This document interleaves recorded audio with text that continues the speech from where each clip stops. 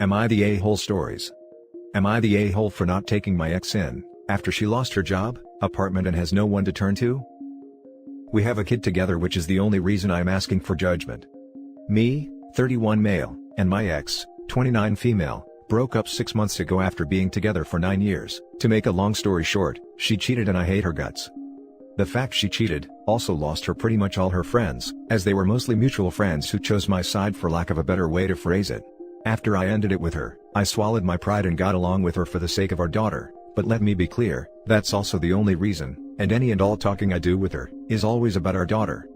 I also need to clarify that she has no family to turn to, and the guy she cheated with was a one-night stand, so nothing there either. Which is undoubtedly why she came to me. When she came to drop of our daughter, 50-50 custody, she also arrived with a couple of suitcases in tow. When I asked her if she was moving, she immediately started telling me what had happened. She got fired last week, her lease had ran out and would not be renewed. Apparently the owner's son was going to live there and she only has savings to last her a few weeks if she gets a cheap hotel, and with the economy right now, she can forget about getting a job in her field anytime soon, and the rent prices are high as hell here. And that's on the off chance you can even find a place to begin with. After an awkward pause where she was probably expecting me to invite her to stay with me, which I obviously didn't, she asked me if she could stay with me. Now I got the room, 3-bedroom apartment, so I got a spare room. I make plenty to feed another mouth. Issue is, I hate her, like legitimately despise her. Like I said, the only reason I tolerate her in my life is our daughter. If she wasn't in the picture, I would have laughed in her face and slammed the door right away. I said no, obviously, to which she started saying she figured we were friends now and she has nowhere to go. I told her that we are not friends, and that the only reason I speak to her at all is our daughter. She should not mistake me being civil with friendship. She started crying and pretty much begging. I lost my crap, told her the fact she had the guts to ask to live with me after everything she did is literally testament to the piece of crap she is, and told her she'd better get a job and a place since I am not leaving our daughter with her in a crappy hotel room, and closed the door. Now here is the thing, at the end of the day she is the mother of my daughter, so I feel responsible and sort of guilty despite the fact I hate her, so I wanted the judgment of strangers on the internet. Well, here I am. Now for the top judgments. Not the a-hole. I don't actually blame her for asking if she was truly desperate, but expecting you to say yes to the point of bringing along suitcases? She should have known better. Honestly, I can't fathom how she figured I'd say yes. Probably hoping to get you to agree out of awkwardness, or something of the like. Not the a-hole. She made her bed. It is rough that the daughter has to realize her mom is not stable, but it's the truth, and the toxic environment that would result in someone you hate living under your roof would be unhealthy for her. And given my ex spends all her free time at home, that means I'd never be rid of her even for a moment until she gets a job either. You just know she'd milk that for everything she could too. A few days turns into a few weeks, then a few months, then it's, how dare you try to kick me out, we could be a family again, how could you break the family up, how could you do this to your daughter, etc. etc. Not the a-hole. Cheaters get what comes to them. I suggest you go through the courts and fight for full custody of your daughter. Keep her safe. Your ex can get her stuff together while you keep the baby in a stable situation. Or not. Either way, it's not your responsibility to take care of your ex, just because she's the mother of your child.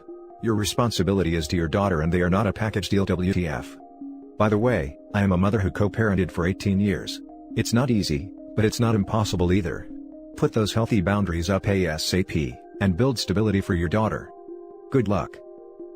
If she does not get a stable living and work situation, I am going to sue for full custody, of course. Now for the second story. Am I the a-hole for refusing to let my sister-in-law move into my home temporarily? My husband is deployed, and has been for almost 11 months. We have a 3-year-old daughter and a 14-month-old son. My sister-in-law, 43, has an 11-year-old daughter who she allows to run amok. Last month, she asked her best friend to move in with her to help pay bills, and this sparked an affair between her husband and said friend. I feel bad for her, I truly do. But there are many reasons why I don't want her to move in. The biggest one, she now calls me to tell me all the time that men are pigs, and that my husband is probably cheating on me. Mind you, this is her brother. She doesn't have a job and refuses to get one. She has not worked in 16 years. Her daughter has literally no discipline, and every time they have visited, she has left my home in complete shambles with my kids' toys broken and destroyed. Her daughter also lies like a rug and she laughs it off and says that it isn't a big deal. Example, her daughter drew all over my spreadsheet for work that was completely finished, and due the very next morning. I didn't have time to make another one and had to spend several hours trying to use whiteout. She even wrote her name on it. The kid outright denied it and tried blaming my oldest, who only scribbles. Her mom said she didn't do it, and I'm not going to break her spirits simply because she drew on something. Put your stuff up for safekeeping next time you invite us for a visit. I did not invite her. She showed up unannounced. She always says things like, "What are you getting your favorite sister-in-law for her birthday?" or, "Since you love me so much, you should buy me this." Anyways, I just can't do it. So, she asked last week, or rather told me, "Well, it's final. Greg and I are over. Teresa and I are going to come crash at your place." Literally like an outright demand, as if I owe her. So I said, "No, you're not." She freaked out and asked me why, and I was completely honest with her, down to every last detail. I simply don't have enough patience and I don't want her in my house while I am not there to make sure her daughter doesn't destroy my house. My husband called and I told him what happened. He said, "You told her no, right?" So he's 100% behind me on this one. But my brother-in-law is saying that I'm a stupid witch for not being more understanding, because her husband cheated, and staying in the house with him and his mistress is going to cause a mental plummet. Am I the a-hole? She can't afford to go anywhere else and no one has room to house her. Now for the top comments. Not the a-hole. If her cheating husband wants his wife out of the house then he can pay for it. Why are they involving you into their mess? She always tries involving me in her mess. She's been like this for as long as I have known her, 12 years. This is hers and her husband's mess. You owe her nothing, and even though you didn't have to, you gave her an explanation, and she's further proving that living with her would be a nightmare. And if she's not working, then her and her child would be dependent on you / bossing you around non-stop. Not the a-hole. They've made it clear they would not be good guests. If your brother-in-law is so concerned about her impending mental plummet he can host them. While I agree with you, I do think the brother-in-law in question is the fellow who cheated on her. Not the a-hole, but I'm confused. Why is the woman her husband cheated on her with, would be allowed to stay in the house? She and the kid would get the house and he would have to go find another living arrangement. If she leaves, it's very unlikely she would get it in the divorce. I would recommend she stayed and kicked him out. I recommended the same thing, but apparently her husband refuses to leave and the mistress has taken over the bedroom. He says that since he has been supporting her for 16 years and she hasn't paid for literally anything, that he is not obligated to leave because it's his house. Her name isn't on it and he made her sign a prenup upon marriage. So essentially, she will get nothing in this divorce. Now for the last story. Am I the a-hole for living with my grandma at 31, and telling people to shut the F up when they tell me to get a real job? I always considered my grandparents my parents. My grandpa passed in January. I had been working at the same store since a teenager. I made a pretty decent wage since I had 14 years of raises, but I hated it. It was really taking a toll on my mental health, and after my grandpa passed, it just made everything worse. My grandma was also not doing well. She has always had an extreme fear of being alone and was grieving her husband she had spent 64 years with. I was spending as much time with her as possible and trying to cheer her up. Then when the virus hit, I started worrying about catching and giving it to her. We decided I would quit, I would move in with her. Then she wouldn't have to be alone and I wouldn't have to have a job I hate. This has worked out well for us.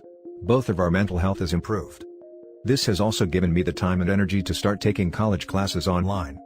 Ever since my mom found I quit and moved in with my grandma, she has been spamming me, calling me a loser and a deadbeat. I blocked her, so she calls my grandma and makes her cry. She tells her she's holding me back by letting me live with her, that I'm an embarrassment to the family.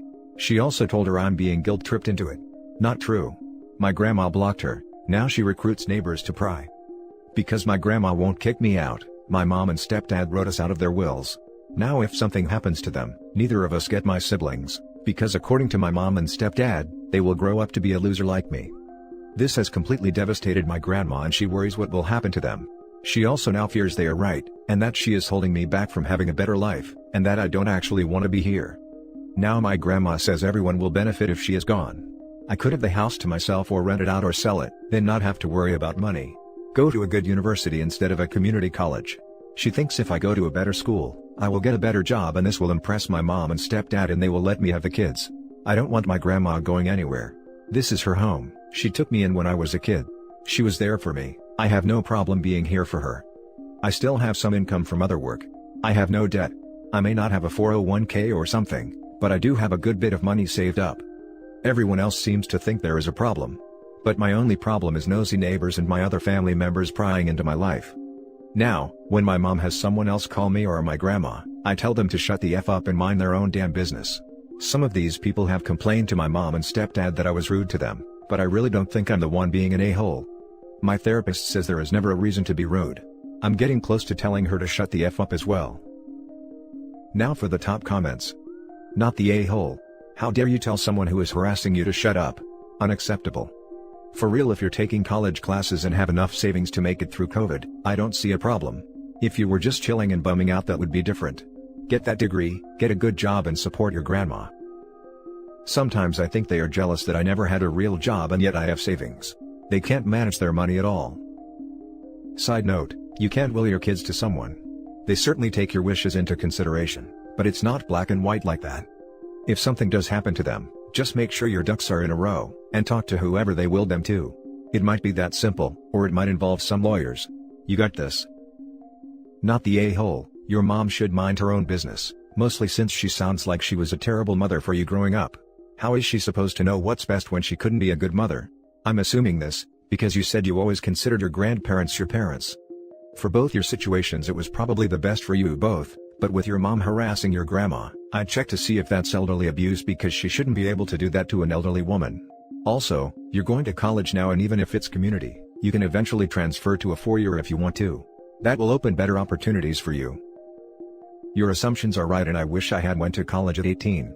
I found I had to leave my grandparents as soon as I graduated high school, or I would be a low-life burden. I ended up stuck in a rut and wasting my youth working jobs that led to nowhere.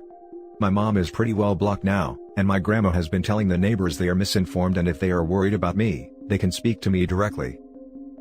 Your mother has some goddamn nerve calling you a loser, when she was clearly a pretty crap mom and is now being a crap daughter. You moved in to care for your grandmother, because she was lonely and needed companionship if not physical help. That's a kind and selfless thing, even if you are also happier there.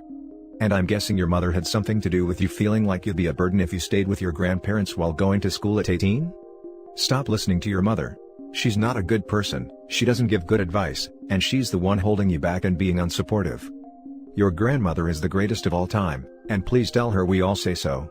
She's starting to sound depressed, and that's concerning, and maybe hearing that everyone on the internet thinks she's great will help. Not the a-hole. I don't really understand people's objections. You're a student, a debt-free student. Not many of them about. You are also caring for your grandmother, which is a job in itself. How is your grandmother holding you back when you are now getting a degree? It sounds to me as if everyone was happy when you were slogging through your crappy job.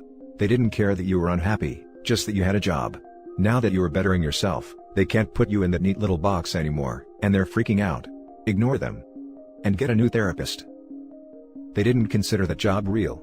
Or any of my other jobs, since I usually had more than one at a time. They would talk crap then, but not as frequently, and they weren't bothering my grandma.